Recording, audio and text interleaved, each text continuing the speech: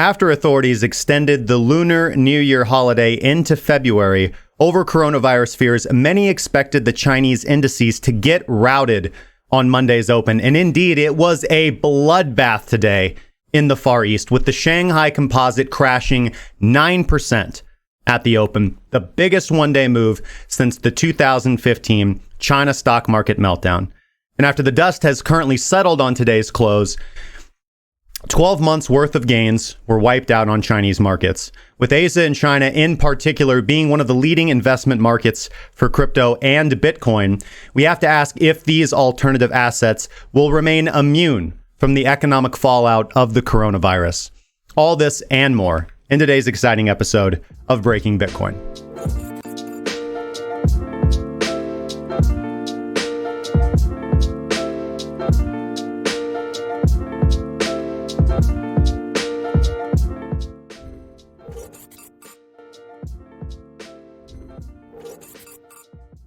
Buttons. Hey guys, welcome back to another exciting episode of Breaking Bitcoin. This is your daily source for market updates, sentiment, and news for traders. Hopefully you guys are doing fantastic wherever you happen to be watching, whether that's on YouTube, Twitch, DLive, Facebook Live, or on Roku with the Investor News Channel app. If you want to support the show, make sure to check out our socials as well.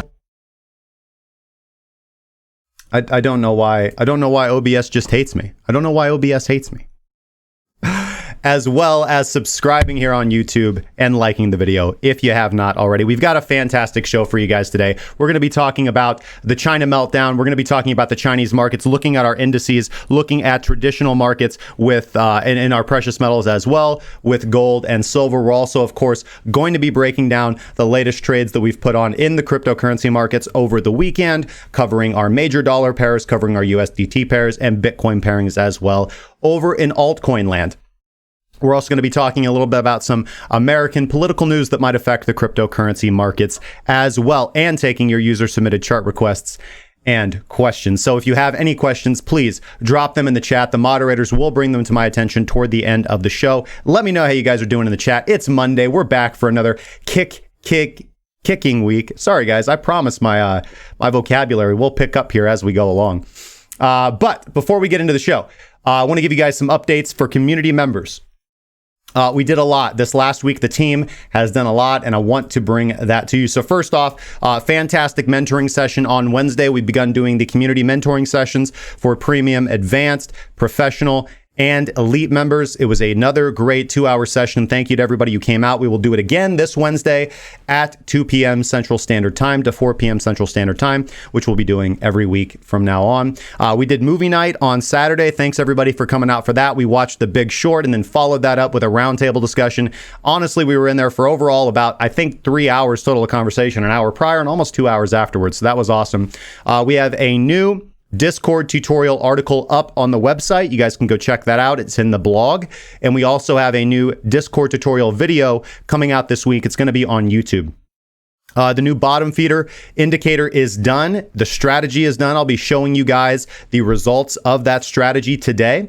We have a new frequently asked questions section of the website that will be up this week. So it covers all kinds of things. It covers questions about the group. It covers questions about investing. It covers questions about trading. So many of the common questions that we get from new traders or people who are interested in our group or in our services, we'll have a fantastic FAQ page on the website for that. And we are lucky enough to have a member of the team who has submitted an article on how being in the Cracking Cryptocurrency group has changed their life. That will be on the website as well this week. Mink's upgrades are proceeding nicely. We're not fully done with them, but we are working very hard on optimizing that indicator and new strategies. San Francisco Blockchain Week. I know it's been a while, but we're still working on the videos. The interview with Naomi Brockwell and Samson Mao will hopefully be up this week. And wanted to just remind you guys that we do cover Forex now in the Cracking Cryptocurrency Premium Trading Group. We did officially add support for the Owanda broker last week. And objectively, we are doing a fantastic job. We could not have picked a better time to launch our Forex support. we have had 1 losing trade and I believe 6 winning trades, and very well performing winning trades as well. So 1 closed out today. That was the pound Kiwi, hit our trailing stop loss. Other than that, we're still pretty deep in the profit on all of our open trades. And we'll give you guys a breakdown and an update on that as well. So just wanted to give a big shout out to everybody and remind you that we do have support for Awanda in our signal delivery system now. That's all we do is signal delivery system. Don't have Forex education at this point in time, but the Pathways to Profit course and everything that we teach is applicable to Forex. So we trade Forex exactly the same way as we trade cryptocurrency, with just the only difference being a finer eye toward fundamentals and news events, which we will go over. We don't have the module on it yet. And the new risk management video, as I said, we're going to be doing a premium video once a week. The new video is uploaded to the drive. That is Introduction to Hedging. We do a deep dive into the anatomy of a ticker ID and how you can utilize that knowledge to better hedge your positions in Bitcoin when you're considering, when you're holding Bitcoin spot long. So make sure you guys go check that out. Other than that, if you guys have any questions, as I said, make sure to put them in the chat. Hopefully you guys are doing awesome. And let's get into today's Bitcoin analysis. All right. Here we are in the live scene, ladies and gentlemen. We do have BTC USD on Coinbase on the daily time frame pulled up. Very interesting day in the market. And just to give you guys full discretion, let's start with just an update from the weekend. So on Saturday, we were mostly long. We had we had about 5 long positions open on various assets, mostly dollar pairs or tether pairs. We closed out and took profit on Saturday. Sunday, we mostly sat flat. I did not put on any daily trades last night. This morning, I did take a 12-hour short position on Bitcoin a little bit after the 12-hour close. When I got through I didn't trade the 12-hour time frame as I normally should have right at the 12-hour close. It was several hours after that. When I got to the office this morning, I had to do my reviews this week for our team meeting, and then also just kind of answer emails and get back to everybody. And then I sat down and did my analysis of the market, and I took a discretionary short position. It was about 60% of my primary strategy. There was 40% of discretion in there. I do rarely take discretionary trades, but I did take a discretionary short position on Bitcoin today. We'll break that down. I am still holding Bitcoin spot long, but the position size on my short position is largely covering that. So I will realize actual USD profit from the movement to the downside. And that's based off the fact that the metrics for the stop and target were taken on the 12-hour time frame. So roughly about half as strict as they would be, not as strict, but half as tight as they would be had I done it on the daily time frame. We're going to break that position down in the justification for that trade here in a minute, but just wanted to give you guys an update on that. So overall, we were able to close out January, and I haven't completed the final update of my trading journal for January yet. I need to code in all the fees and make sure that that's calculated. But then, as always, I will publish my trading results live. You guys can go to results.crackencryptocurrency.com. We are the only group that publishes their trading results. We've published our trading results for almost 18 months. You guys can go see all those. We get that question all the time. Again, we're the only people who do that I'm aware of. So, but it looks like overall, I will be recording about a 35% total gain on my capital for the month of January. Honestly, it was a really fantastic month. That number, again, could be slightly higher, slightly lower. I just need to write in the calculations and make sure that I cover all of my fees as well, because I reduce fees, obviously, from my ROI. But it was a fantastic month. Raw trade results were clocking in at about 10%, with the other portion of that being just knowing when to hold my equity in Bitcoin and not in Bitcoin. So fantastic results, fantastic month for the group. And, it's like Wolf of Wall Street up in there, guys, right now. I mean, moods are soaring quite highly. So I can't actually delete this green line, which was my last long re-entry into Bitcoin. That is invalid because I did take the long here on this candle that gave us the original signal to go long. And on yesterday's daily candle, we got the exit signal. So actually, it was last night that I exited my leveraged long position to the upside. On Saturday, we had closed out Ethereum, LTC USDT, and there was like 2 other positions as well. I'll have to go double check my trading journal. But yeah, we ended up closing out BTC USD, my leverage long position to the upside. And then I have a short entry on Bitcoin from 93.31. 93.31. My stop loss is a little bit above the local high, or excuse me, today's daily high. That's where my hard stop loss is for this trade. Initial take profit is going to be targeting the 90.45 area. I'll give you guys an update on that here in just a second. So here we are on the daily time frame. Let's begin with the daily metrics. We are in a daily no trade zone. So we have gotten the exit signal from Bitcoin yesterday. If you are being extremely aggressive with your positions as far as spot holdings, that is a signal for you to potentially exit your spot holdings of Bitcoin and potentially hedge. Typically, our more conservative strategy is, if you want to be conservative, that's what you do. If you want to be more aggressive, which I recommend, this is what I am as far as my equity flipping from short to long, because that's the primary. It's a huge component of my primary strategy, and I think why we are so profitable as a group is if we close below the channel of the baseline, we will be hedging. So currently, those metrics are going to be 92.12. Getting a daily close below 92.12 will be signaling for us to hedge our positions, either by moving into USDT or USD. Again, there are problems with that, or by covering our positions with a short futures contract, right? Which is what I always recommend. I've done so much material on how to do this. There's so much premium material on this where I go into this in great detail, but there's also really good introductory material that covers it in quite good detail on the YouTube channel in the Trading Crypto 101. Just search our channel for hedging. And pretty much you can probably do that with any topic that you want. We've probably done a video. If you have a question, we've probably done a video on it. So just search the YouTube channel. So 92.12, we get a daily close below 92.12, we will be hedging our positions. The number that we need to get over for a continuation signal is going to be 93.48. That's going to be the number. We do have a rising explosion level on Wattatar explosion, and that's going to be because of this long tail, this long wick to the upside. But we have closed, Wattatar explosion is now closed below the explosion level and the dead zone filter. So Wata is not going to be confirming any long volume trades right now at this point in time, but also has not confirmed the movement to the downside. Keep in mind that with short positions, we can take falling volume. We can take falling volume because Wattatar explosion with default settings on the daily will often give you a fantastic signal to the short side if you wait for that red column with a rising explosion level. But you can always take the earlier entry by looking for that falling volume. Falling volume is bearish. Falling volume is bearish. Minx has obviously, we covered this when it happened. Minx did poke its head into overbought territory on the 29th. The daily candle that closed on the 29th did actually go into the overbought territory. We did make a couple of higher highs since then. We made the next day was a higher high, and then obviously today's wick represents the local high of Bitcoin, which has been rejected and sold into. That's not a good thing. So liquidity has been rated above the local range. We've been range trading for several days now. You could argue that we've been range trading for roughly a week now.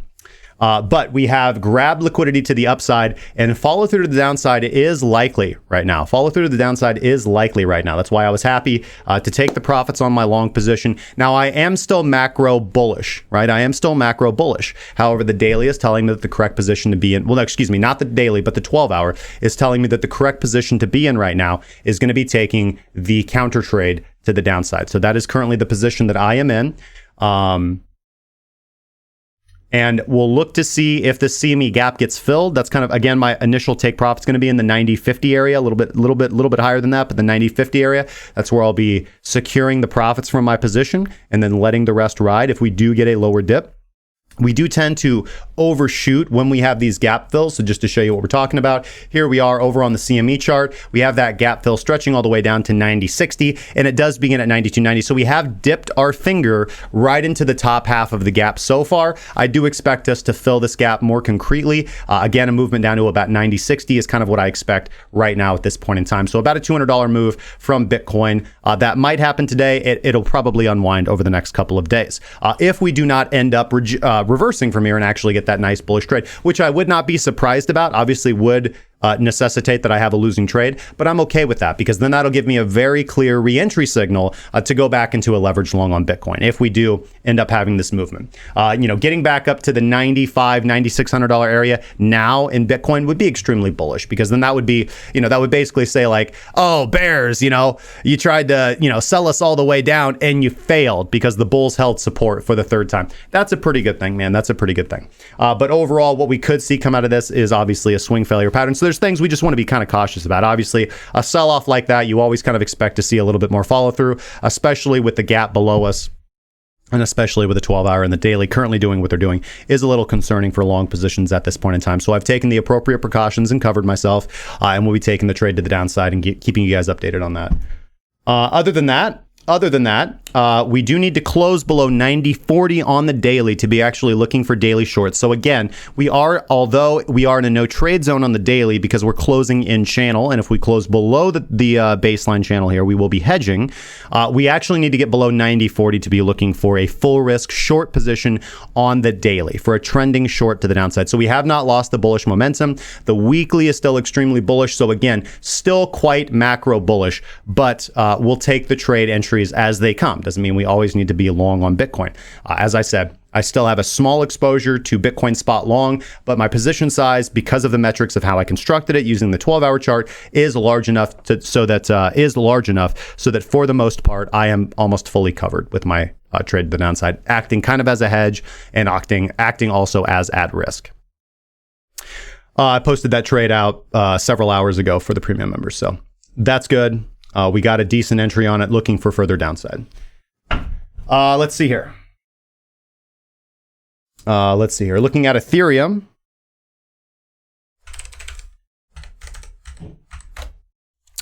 Looking at Ethereum on the daily, Ethereum is quite interesting because Ethereum has not really had the same kind of bearish follow through that Bitcoin has had. We kind of saw this too, like over the weekend, we saw Bitcoin kind of correct and tumble down a little bit, just drift lazily to the downside. But Ethereum, EOS, Litecoin, they chose not to do that. They chose to actually put in some more oomph. So, what is interesting here, I'll retain the short until I'm proven wrong on the short. But if Bitcoin kind of tumbles along here sideways and stays trapped at the bottom of the range, I would be concerned for my position anyways, if we get above that median of the range, like around 94, 9,500.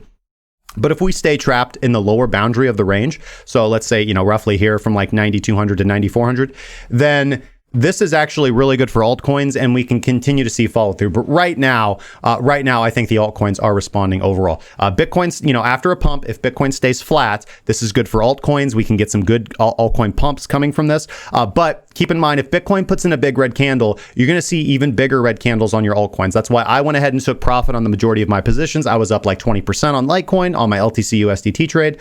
We were up 9% on Ethereum USD leverage to the upside. So closing out those positions, taking the profits when it makes sense. And so we're kind of largely flat and watching this volatility. Still have about 4 active Forex trades open. Those are performing quite well. So again, we trade multiple markets, so we can always be looking for opportunity. But Ethereum is interesting here on the daily time frame. Even though we kind of have that same scenario where we have made a new higher high for the year and we have grabbed liquidity, we are closing with quite a bearish candle structure. Of course, the daily isn't closed yet. We are closing with quite a bearish candle structure, or look to be if we close like we are right now. But we're getting a golden dot continuation signal for the first time since over here on the 29th of January. And we are still macro bullish. We are strongly above the baseline. Again, price currently trading at 187.87. And that will not be invalidated unless and until we close below 180.04. So $180 is kind of our return to the median zone. We could actually get pullbacks down to 180 and still look for continuation longs. We can still see Ethereum do well if Bitcoin hovers. We won't see Ethereum do well if Bitcoin tanks. If Bitcoin puts in a big red candle, you're going to see everything put in a big red candle. But if Bitcoin stays flat and kind of sideways here and like overall bearish, like listing lazily, then the altcoins will actually perform quite well out of this, I think. But so far, we're currently seeing market selling into Ethereum right now, as well as Bitcoin. And we'll just kind of see how this plays out over the next couple of days before we take another large position. So, I think maybe the best place to be is flat. Of course, I'm still macro bullish. So if you're being very aggressive, you will look for dips on Ethereum here as buying opportunities, which they are. Again, only invalidated if we close below $180. We actually need to get all the way down below 177 if we want to hedge Ethereum margin, and 172 to be looking for at-risk shorts. Rising explosion level on water tar explosion with the green column above the dead zone filter and the explosion level as well. And Minx has just gone flatlined, but not just flatlined. Minx is actually crossing back up. That is a continuation signal for this strategy. So combined with a golden dot continuation, if you wanted to hedge, one thing that you could do is not take the action on Bitcoin that I have. You could potentially go long on Ethereum and stay flat on Bitcoin. or hedge on Bitcoin, and then the losses from one trade will be covered by the other if you structure your positions correctly. So that is one potential way that you could kind of split your risk here. The other thing that you could do is look at the Ethereum BTC pair as well. That's probably an interesting dynamic that you could be looking at because Ethereum BTC is outperforming BTC USD at the current point in time. So you're going to see ETH BTC move up. However, it generally makes more sense to, if you're going to go long on something and the market is overall bearish, it makes more sense from a risk management position and from a margin position to trade the dollar pairing, whether that's USDT with margin on Binance or USDT or USD on a spot exchange, or using something like Bybit where you can trade the USD pair. You can do this on BitMex as well, but yeah, who likes BitMex, right? So that's where we're at with Ethereum. XRP USD. XRP USD, again, very similar to Ethereum here in the fact that it hasn't been as bearish as Bitcoin over the weekend. We saw the market largely sell into Bitcoin over the weekend, whereas XRP and Ethereum took an extra day of pump up there. XRP is giving us a continuation signal. We are getting a rising explosion level from WADA to our explosion. So WADA, so the system here is telling us to go long on XRP. It's telling us that it's valid to go long on XRP. This is going to be valid. The risk management here is pretty good. We are going to have invalidation at 2,400 right now at this point in time because that's going to be getting within channel. That's going to be closing below the channel. So if we close below 24 cents, you want to be out of XRP. Long invalidation is actually at 23.83 cents. But because that's below the baseline, we can invalidate above that. But no shorts, no daily trending shorts yet. Again, the trade on BTC is discretionary. There is an element of counter trend trading in there, but I think it's the right move. I don't feel confident about taking that risk on these other assets because, again, it depends on what Bitcoin does. If Bitcoin goes flat, we can see these get some more bullish pumps from the altcoins. But if Bitcoin completely tanks and puts in a big red candle, you're screwed, right? You don't want to be long on anything. So what's the safest thing that you can do? You can just wait. You can just be on the sidelines. Wait for your trade. Wait for your signal. Trust your strategy. Some of you who have gone through the process, who have built your own system, are going to have slightly different indicators that are saying slightly different things. And I want you to trust those things because I've taught you how to build those systems that work well for you, right? We are sometimes going to take different trades. It doesn't matter. It matters how statistically well you do over time. It doesn't matter what this trade does or the next trade does. It matters what your series of trades do over the course of a year or a month, right? So if your system is telling you to do something right now and that disagrees with my analysis, do what your system tells you to do because that's what I've taught you to do. That's what I've trained you to do.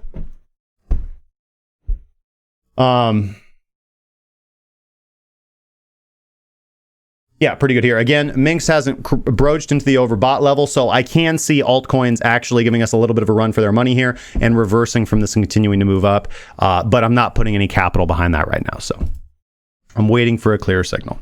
And of course the daily close. So we might take some positions at the daily close, but we'll let you guys know that tomorrow. EOS USD is in a no trade zone, but just barely. It's just kind of drifting lazily along right there at the top of the baseline channel right now. Again, rising explosion level from WADA to our explosion, but we are not above that explosion level. Volume is kind of very low, very weak sauce, very lame duck here on EOS. Minx is actually pointed down, so I wouldn't really want to be taking a long trade on EOS and of course the no trade zone. But if we can get above, let's see, like right now, see it's just kind of dipping in and out of that no trade zone.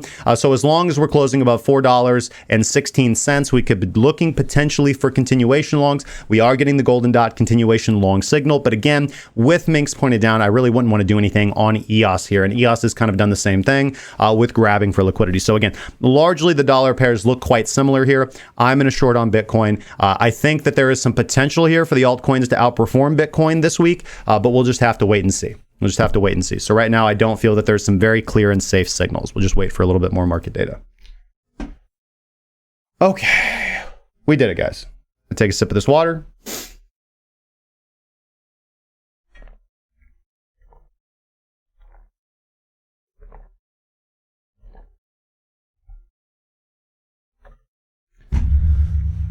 All right. Hopefully your guys' Monday is awesome. Okay. Let's see here. Let's take a look at Bitcoin intraday over here on sensor charts.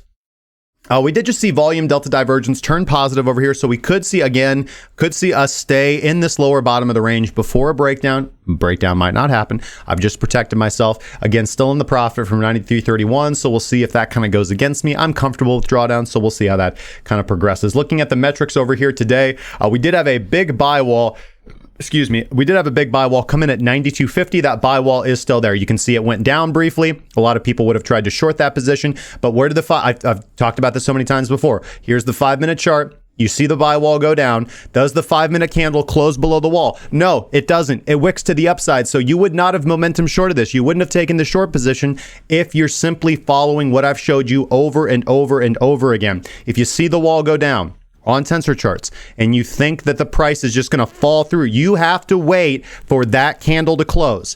Waiting for that candle to close will give you a huge difference in whether you have a profitable trade or get smacked in the face, right? And in this case, we did not close below. We closed above, completely reversed, and we closed that candle at or above, and the very next candle reverses, letting you know immediately that that was a shakeout, Now, I'm not saying that that means that the macro movement is a shakeout. I'm not saying that that convinces me that overall we don't eventually come down and break this, but it means on that trade, and you wouldn't be sitting right now, if you'd have been doing it properly, you would not be sitting right now with a short entry below 92.40, okay, where there are a lot of people who are. You can see the volume coming in on this candle as well. You can see the big volume coming in on that candle. A lot of people try to short that movement, and now you have shorts trapped below 92.40. All right? So, cuidado. Overall, volume is not supremely impressive. Let's take a look at the broader market as well. Pretty good day for the altcoins here against BTC pairs. Looking at the USD pairs, less impressive. We do have some overperformers. RLC, Hedera Hashgraph, Tezos, Miota, Icon continuing to pump. Matic, Ion, and Raven doing pretty well. Big losers for the day going to be the BitMex token. I didn't even know that was still a thing. BitShares, Mona having a correction today. Beam, Zen, Bytecoin, SNX. Qtum not doing too well over there. Overall, pretty decent Christmas looking day, red and green in the market. Congratulations to the overperformers right here. Again, those holding up on their Bitcoin holdings are doing quite well, but I always prefer looking at your dollar pairs, because if you're denominating your wealth in Bitcoin and then you're denominating your wealth in dollars, because then you have to correlate BTC USD. So you really want to look at this chart to see how much money you're making, in my opinion. And Tezos holders are continuing to make a whole lot of money, so shout out to you guys. Did a video. Hopefully you guys were able to catch the video we did on Tezos. We didn't really cover how to stake it, but we covered whether you should stake it. And that video is up in our Breaking Bitcoin Bits playlist here on YouTube. That came out over the weekend as well. Okay, we're going to take a look at, we're going to cover this in a little bit when we talk about the kind of coronavirus Asian market sell-off, but here's the daily candle for the Shanghai Composite, and look at that movement to the downside, right? This was the market close, and you can see that we gapped down 8.69%. Just tragic move. Biggest movement out of the Shanghai Composite since 2015. Just tragic, man. I mean, wrecked. Wrecked is the word you're looking for. Wrecked. We'll take a look at your stocks and precious metals and indices by request, but there's so much to cover. It's already 12:30. I'm going to take a brief break, go over a few announcements. We are doing a t-shirt. Well, that's the wrong one. We are doing a t-shirt giveaway, guys, on the website. So just head over to crackingcryptocurrency.com/giveaway. We're giving away a free t-shirt of the winner's choice from the Cracking Cryptocurrency store. You guys can see the store over here on the website as well. The button is merch in the banner, and there's lots of ways to enter. I kind of added some unique things here as well to make the giveaway a little bit funner. So if you guys want to throw a video up on YouTube, if you guys want to share something to your Facebook feed, there is a tweet to retweet. Lots of ways to enter, lots of ways to participate. Every entry gets you more points, and just looking forward. We had a great competition last time. I want to give a huge shout out to the 3 members that we welcomed into the premium trading group. One of them was a re-add, and 2 of them were already existing community members, but they got their free month of premium basic access, and I'm absolutely excited to kind of welcome them in. So we're gonna do a t-shirt this time. We'll probably continue to do these giveaways quite a bit. I think they're a lot of fun. So if you guys want to participate, tell your friends, tell your family. Also, I want to thank moderator Paul. He put a fantastic article up on the website. What do I get when I join the free community at Cracking Cryptocurrency? So this is a great Discord tutorial and walkthrough and explanation for our Discord. It's also funny. It's just a great article. You guys should definitely go check this out. Just go to the website, crackingcryptocurrency.com, and hit blog. We'll put a link in the description down below. Maybe one of the moderators can do that actually while the show's live. I'd appreciate that. And you guys can just click that link in the description as well as to the giveaway, But yeah, you guys can grab that on the blog, and there's screenshots here to kind of walk you through and explain everything. So big thank you to Paul. Really appreciate it. You know, I really enjoy the work, guys. I mean, the team is just kicking butt lately. All right. I want to thank today's crypto comment giveaway sponsor, Spectre Security Coin. There is a link down in the description. My friends over at Spectre Security Coin are the people that we trust with our security at Cracking Cryptocurrency. And fantastic guys, fantastic team. If you guys are concerned that you are not doing best practice for your security, that you're not using your VPN properly, that you are not storing your anything to do with cryptocurrency, that you are not doing things as safely as you could. If you're new to this space and some of these concepts are foreign to you, such as private keys and cold storage and the best way to interact with an exchange, my friends at Spectre can absolutely help you out. They do one-on-one consultations, they do group consultations. So link down in the description. Tell them Justin sent you. Definitely want to take advantage of that. And I want to thank them for sponsoring today's crypto comment giveaway, where we give away crypto every single day on this channel. And we do such a thing with selecting a random YouTube commenter. So let me go grab Friday's video. Let's go grab Friday's video.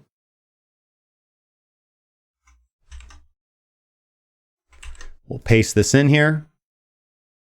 Invalid video ID. That's not good.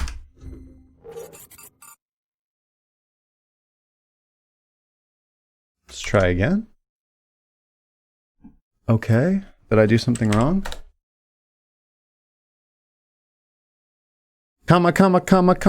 Chameleon. Come on, man. Why are you doing this to me? YouTube.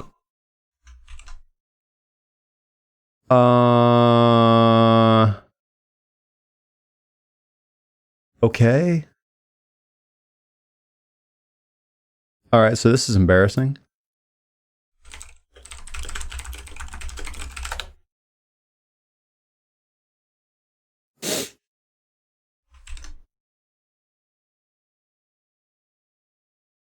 This video has comments disabled.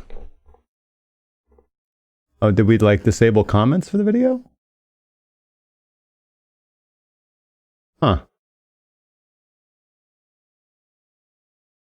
Well, maybe we accidentally disabled comments for the video. I'll have the moderators take a look at that. Apologies. But hey, I see 3 people on there. CryptoJack, SL, and Windy Brown Eye. So I'll tell you what, guys, we will just split the reward. We'll just do 8,000 divided by 3. So you guys get a hold of me in the Discord and I will tip you some crypto. All right. We'll do it like that. And we're going to do a big D-Live chest giveaway. Don't let me. You guys didn't have to see my face while I was doing that because I pressed that. I got to get rid of that scene. I'm sorry. I'm just having a fantastic job with the OBS today, aren't I? Hitting buttons and stuff and things. We're going to do a big D-Live giveaway, guys. Let me get this. We're going to do a 500 lemon giveaway, guys. So we'll do this. We'll do this in like 10 minutes. We'll distribute these rewards. Let you guys get time to get over there on D-Live and comment if you want. Okay. And we're going to get into the news. But before we get into the news, I'd like to check with junior analyst Midwest Attempts and kind of, obviously I think that big wick to the upside trapped a lot of longs, probably liquidated a lot of shorts, and now we're down on the downside. We saw some liquidations again. So I do hear that he is live at the scene over at BitMex for the latest rash of BitMex liquidations. And let's just check in with Jason live on the scene.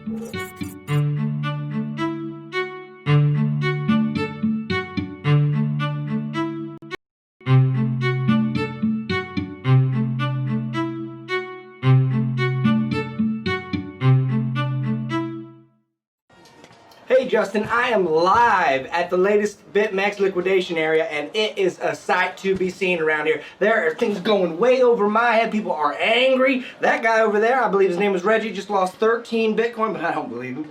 The fucker's wearing shorts. Don't you get near me, Reggie! Alright. But anyways, I mean, it's a crazy place down here. Everyone's saying that their stop losses were wrong, and everyone's blaming the market, but I'm pretty sure they're all just a bunch of idiots out here. Back to you, Justin.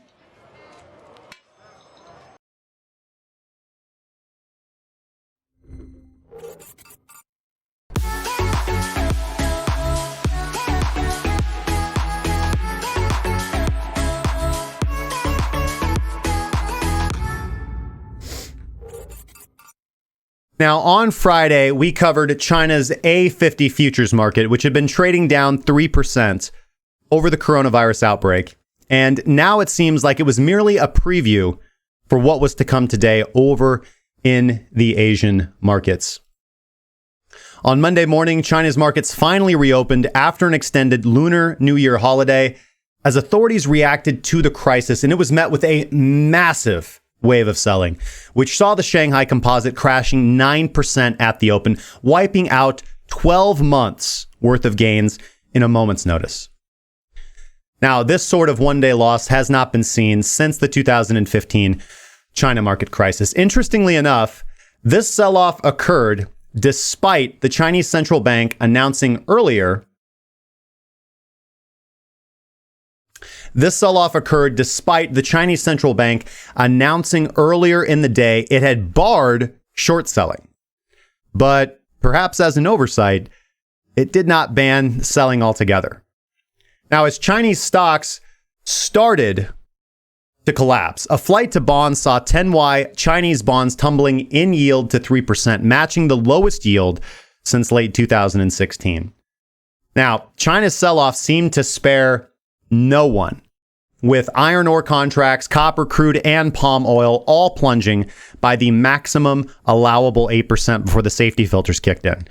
Now, as Bloomberg noted, regions accounting for vast swaths of industrial output are now under quarantine or being told to delay restarting operations until at least February 10th. That means about 90% of China's copper smelting, 60% of steel production, 65% of oil refining, and 40% of coal output is trapped behind coronavirus lines. Now, the People's Bank of China did step in earlier in the day to inject 1.2 trillion yuan in liquidity in order to prop up their own repo markets, followed by additional intervention later that day by also cutting rates on both its 7-day and 14-day reverse repo rates. Now, U.S. futures, on the other hand, have surged since the open and are up 0.7% or 21 points to 3,245 from Friday's 3,223 close. The concern now is surrounding the global economy, in particular, those developing nations in Latin America and Africa, which in recent years owe a majority of their growth to the Chinese investment, development, and exports. Now, the Chinese downturn threatens many global industries depending on the scale of the outbreak crisis. Bitcoin and wider crypto space in the wider crypto space should be considered vulnerable as well. Even as we've started to believe our safe haven asset, we need to have our eyes to the effect that this could have on our market. Although in recent months, we've been discussing Bitcoin as an uncertainty hedge, it's undeniable how popular investment in blockchain is in China, and a major financial squeeze on their economy right now, impacting how they manage their speculative crypto positions. And this is something we should all be thinking about. This is something we should all be concerned about, and looking at the appropriate steps that you can take to manage your position. So let me know your thoughts in the comment section down below. Are you taking this into account in your fundamental analysis? Have you taken any steps to capitalize on this as a trader? Have you taken any steps to protect yourself as an investor? I'd love to hear your thoughts. Again, we'll pick a random commenter and tip them some XSPC tomorrow. If you leave a comment, just wait until the video is done and processed, and you can leave a comment. Now, our next story and last story is going to be on President Trump's pick to lead the Federal Reserve. That's Judy Shelton. She is she believes in a rules-based approach and in a cryptocurrency like gold standard. Now, President Trump, over the course of his first term in office, has taken a few jabs at the Federal Reserve, to be generous, claiming the central bank is responsible for intervening in the economy, often to a negative effect. Trump has signaled his plans for his second term. If secured, we'll see the current federal chairman, Jerome Powell, replaced with Trump's current economic advisor, Judy Shelton. Now, Judy Shelton would not be your typical Federal Reserve chairwoman. For one, she has developed a reputation as a staunch critic of the central bank and also voiced her opinions on transitioning back to the gold standard. She's even on record stating that a return to a Bretton Woods-style standard would be a step in the right direction for America economically, going as far as to say, if it takes place at the Mar-a-Lago, that would be great. Now, however, Shelton doesn't just want us to go back to sound money with gold like the old days. She also believes in updating the concept with the help of cryptocurrencies. Speaking to Investing News Network, Shelton told a reporter recently that if we were to adopt a gold standard, it should be done in a cryptocurrency type of way. A blockchain-based system would ensure that everyone is playing on a level monetary playing field while also making the entire process transparent. The Federal Reserve already plans to someday digitize the dollar, but Shelton's comments would take the Fed's adoption of blockchain a step further, making it the basis of our entire monetary system. Now, granted, it would be difficult to imagine a return to the gold standard at this point in time. It would also require a complete overhaul of the current economic order, which seems unlikely given the political climate in Washington. Still, Shelton clearly is open to the idea of cryptocurrencies. If she secures the position of Fed chairwoman, we just may see new cryptocurrency-related initiatives come to light, which, regardless of where you fall on the political spectrum, is something to be excited about. So again, let me know your thoughts, comments, questions, sarcastic remarks, maybe even death threats in the comment section down below. This is something that I'm interested in, and I'd really love to get your guys' thoughts and opinions on this as well. And with that, guys, that is the news for today as we see it. We're going to move right now into the Q&A section. Whew. We did it, guys. We did it. Okay. Into the Q&A section. All right. So we're going to go to the Q&A section, my friends, and see what you guys got for me today.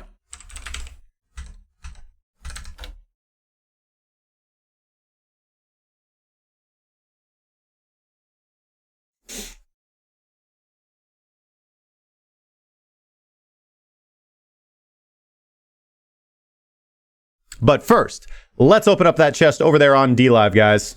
Let's do it.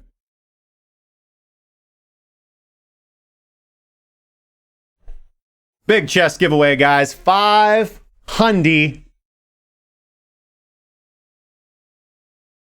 coming your way, ladies and gentlemen.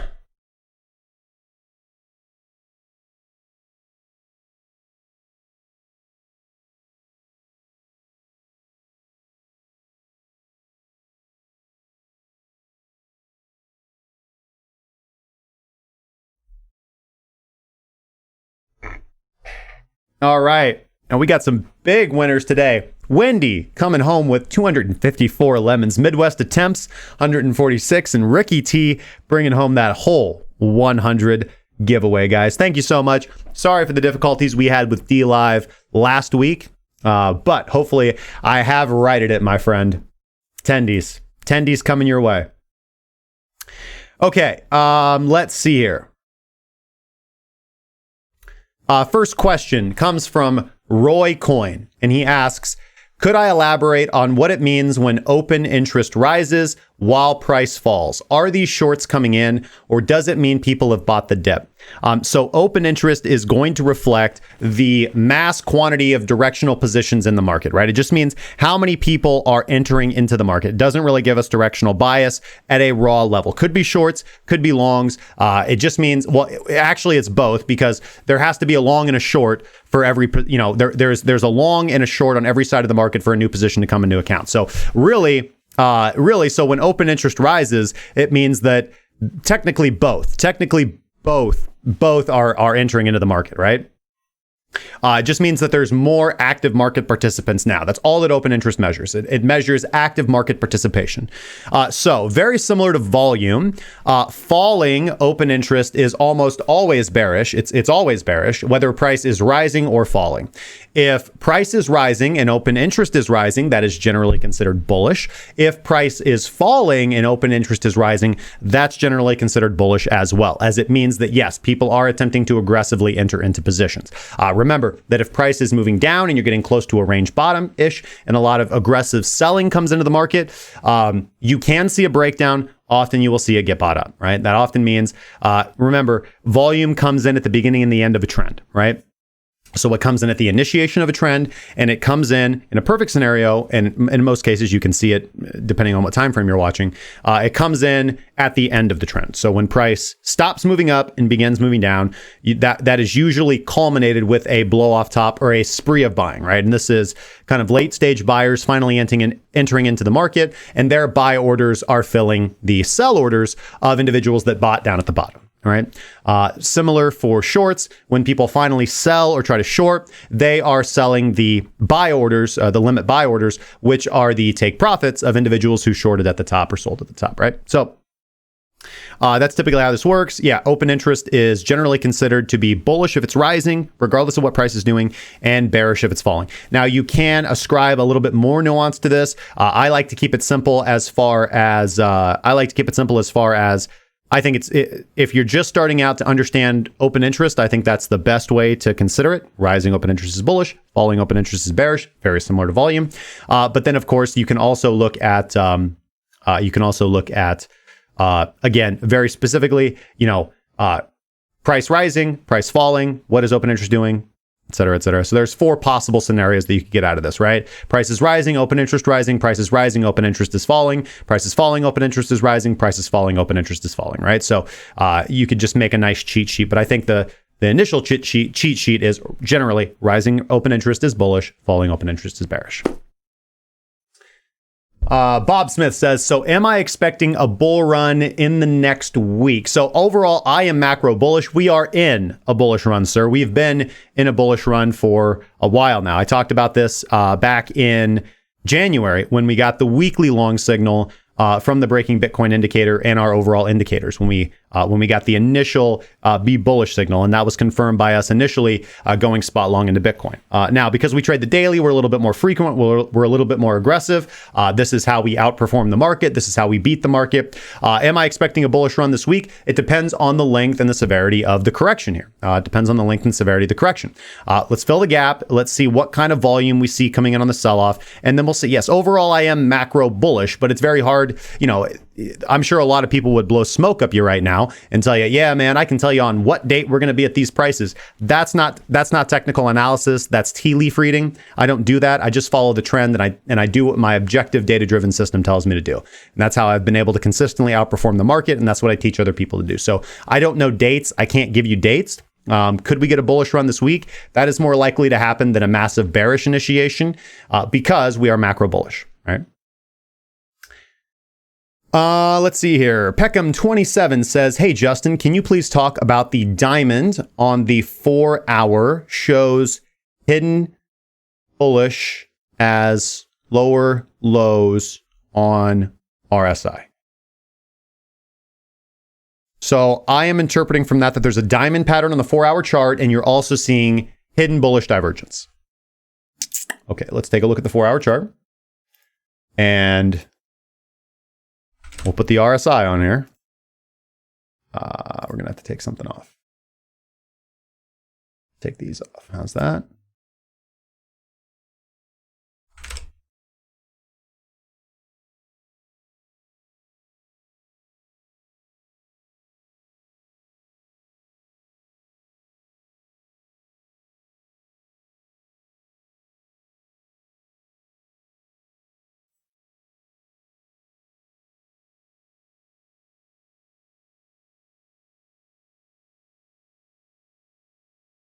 I don't really see a good diamond pattern here.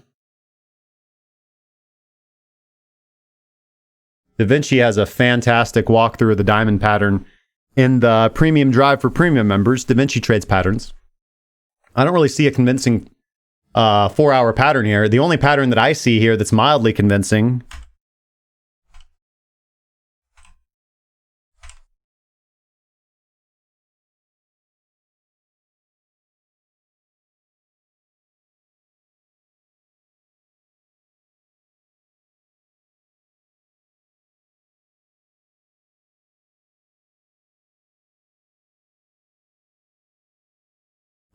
no.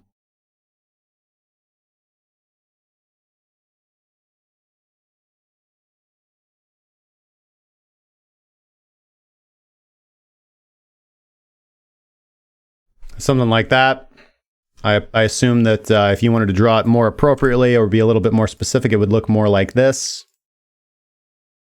And we would do these kind of, we could do this low close. I think that's going to be a kind of a better metric.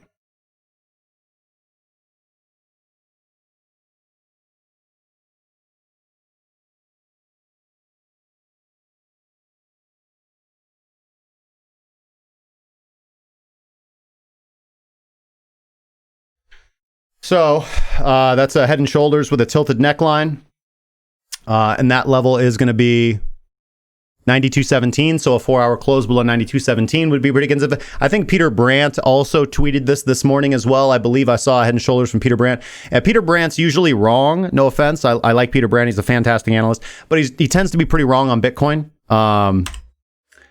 In my opinion, at least, initially, and this is kind of that like reading the tea leaves type stuff, right? Where you're like, oh, like I was right, like months ago. But I got a lot of respect for Peter Brandt. I think he's a great analyst. In my opinion, it seems like he's wrong more often than not on Bitcoin when he's talking about patterns. But again, as far as patterns go, I don't trade patterns. This seems just like kind of a consolidation range.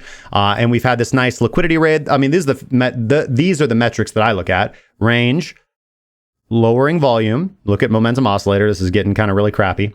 And now you've grabbed liquidity to the upside. So unless you close above that level, or really at this point in time, unless you close above that level, so 95.08, which really invalidates that stop loss hunt, that liquidity raid. Typically you see a liquidity raid like that. In Bitcoin, whenever we get candles like that, we tend to correct quite a bit. Right? We tend to correct quite a bit. Doesn't mean we lose the macro bullish trend, but it means that the trade is no longer right now today to the upside. So I think this looks like it wants to break down. That would be invalidated if we get a close above the local close high on the 4-hour here. If you're looking at the 4-hour time frame of 95.08, and you could get some nice confirmation if we close the 4-hour below this local swing low close, which is going to be 92.57. You can also kind of reference that head and shoulders, give us a nice tilted neckline there at like 92.07.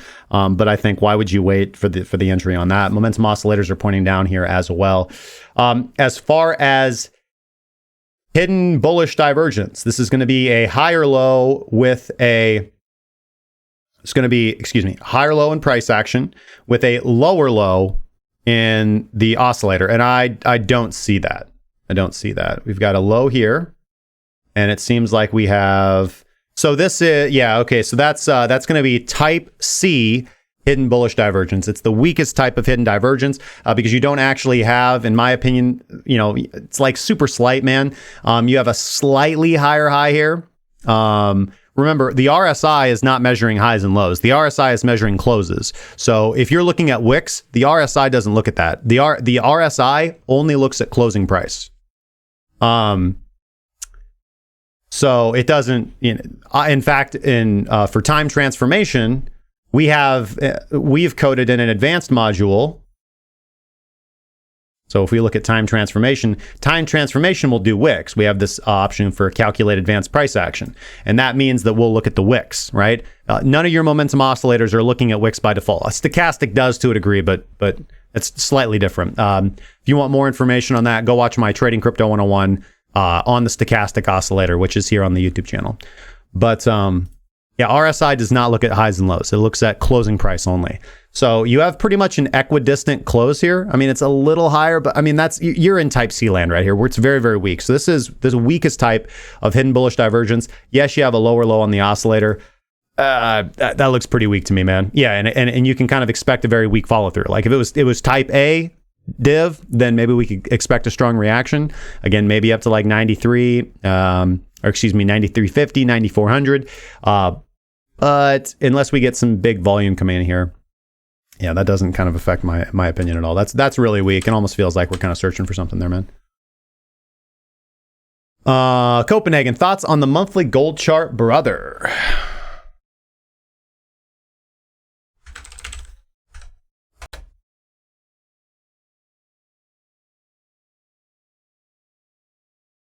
Looking at the monthly gold chart over here, just looking at, well, you know, let's look at GLD.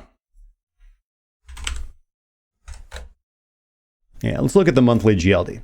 Monthly GLD chart actually looks pretty strong, man. Let's take a look and let's throw all of our tools, not all of our tools, but let's throw the good tools on here. Oh, you don't say.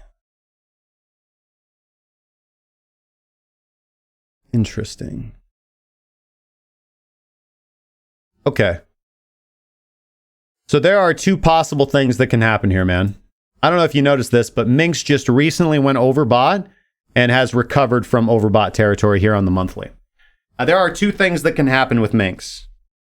We can go full parabolic bullish here, and Minx will just coil, right? Look what happens over here, right? We go overbought, we recover, and then we just coil the remainder of the bull market.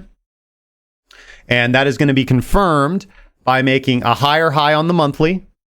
Higher high on the monthly, that's what you want to wait for. Higher high on the monthly, you buy the next pullback, right? And you just ride that until the baseline gives you the exit signal, right? So I have to be macro bullish on gold here. I have to assume that might happen. The other thing that might happen is that this was a good exit signal from Minx going overbought on the monthly, and you kind of have to wait. So look, we've gone overbought, we've recovered, we have made a higher high on the monthly, and so the strategy here now needs to be buying the next pullback, right? So pullbacks on gold are to be bought right now. And in fact, we have a good continuation area here for GLD down at 142.14, which means if we look at spot gold price, this is CFD gold price. So that means we want to see a pullback closer to 1506. So I want to see price come closer to 1500. I think that's going to give us some good risk to reward ratio for a re-entry. Minx did go oversold here on the monthly as well. We have pulled back, but interestingly enough, we are going to get in that crossover continuation signal. But I'd like to see price come down closer to 1500. Give us the continuation dot signal as we got here and here on the monthly, and those were great trades, great swing trades right there. We don't have re-entry right now. We don't have an exit signal. So we got the aggressive entry signal here. We got the trending signal on this candle right here. Had a little bit of pullback for about 3 months, and then some great follow through. That got you into the majority of the bullish territory, or you took this signal right here. Let's say you exited here on this candle, you took a loss on your monthly gold trade, stayed flat for a month, and then here's the re-entry signal right here, closing above the upper boundary of the channel with all of your oscillators firing. You have a rising explosion level from Water explosion. Minx is above the zero line. You have continuation approval from breaking Bitcoin with the golden dot and closing above baseline. So everything firing very well on that candle right there. That would have been back in May, you could have gotten into gold, still be holding gold. And then you got continuation for gold in November and December. You could have gone re-long or added to your position on either of those candles. And that's the next opportunity that I'm waiting for, right? I'd be waiting for that next opportunity if you're looking for a long directional entry into gold. If you're holding gold right now, you want to hold it. Gold's a good buy right now. There's no reason to panic sell. You can take some profit if you want. I think that taking profit right now is not a crazy idea. You're up quite a bit if you've got the good entries that you should have. But if you're looking for a re-entry, I'd like to see a correction back down to 1500, man. But overall, things look good. I think we got some good chance here to go quite parabolic. Thomas Buntinks is asking for Doge USDT.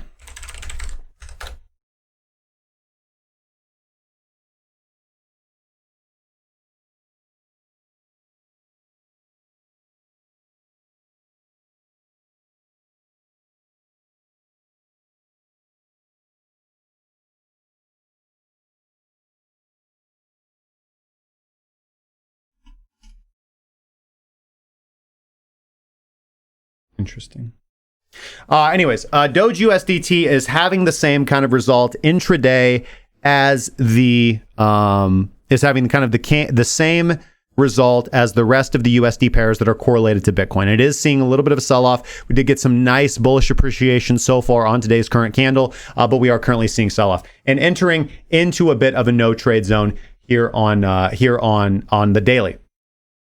We don't yet have continuation confirmation. We have a rising explosion level from Water Explorer, but no confirmation. To be frankly honest, I'm a little bit bullish on Doge as well. I have a position in Doge. I'm also bullish on some other assets as well, similar to Doge that are correlated with Doge. I think those are the ones that are going to see some ascension here over the next few weeks. So my position is not really directly affected by this. We don't have any invalidation. We don't have any exit signal. Just looking for, if you're looking though for buy the book, rule following trades, today is not a long, it is a no trade zone. We need to see a close above 0024529 for a reentry signal. We don't have golden dot continuation. We did the last 2 days and the day prior to that as well. Daily close in about 4 hours and 55 minutes. So we'll just kind of hold on to our hats for that. We don't have long invalidation until we close below 0024126, and we can't be looking for shorts until 0023734. So that's where we're sitting at with Dogecoin. Water explosion is positive, but lowered volume, and Minx is still above the zero line and pointed to the upside and above the noise line level. So that's positive as well. So we'll see what kind of recovery we get from this. Again, if Bitcoin doesn't immediately tank, then we will see these altcoins move to the upside. If Bitcoin tanks, then we're likely going to have some losing trades. But if Bitcoin stays stable, then we're going to see some bullish activity coming in from the altcoins. And I think Doge is a good one. And Ron Legato, challenged investor, views on Palladium XPD. Let's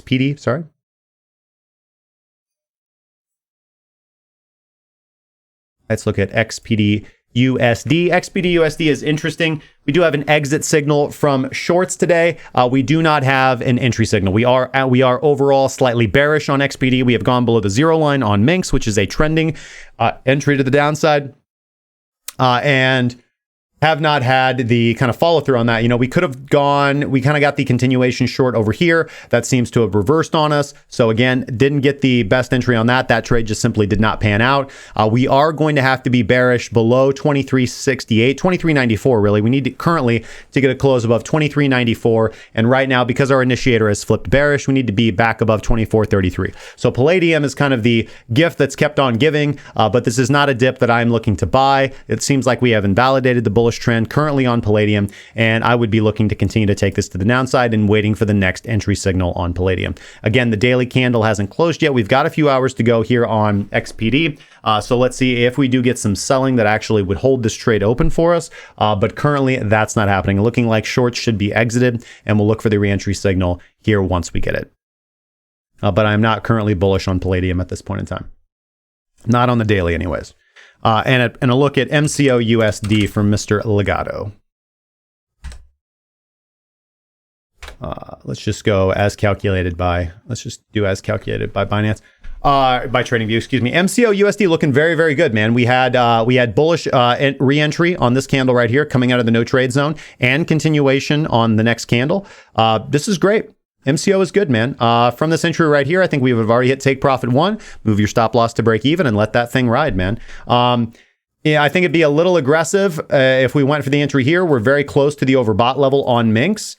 And we do have, unfortunately, some potential regular bearish divergence type A, which is quite strong. So I'd be a little concerned right here. We can, of course, blast through it, but I think that's a little unlikely at this point in time. And again, we don't have continuation, so we just kind of miss this entry. This isn't the optimum entry, so we wait for the optimum entry. There's other assets that are giving us entries. But if you're in the trade, make sure you lock that profit in, move that stop loss to break even. And if we close above $5.60, then we want to be setting a trailing stop loss.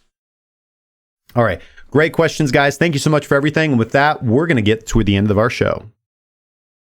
Make sure that you guys go check out the t-shirt giveaway at krakencryptocurrency.com/giveaway to get a chance to win a free Kraken Cryptocurrency t-shirt. And of course, make sure to go check out the free Discord walkthrough on the website. The link will be down in the description below, and you can also check it out right here. Just go to the blog and boom, you can see right here.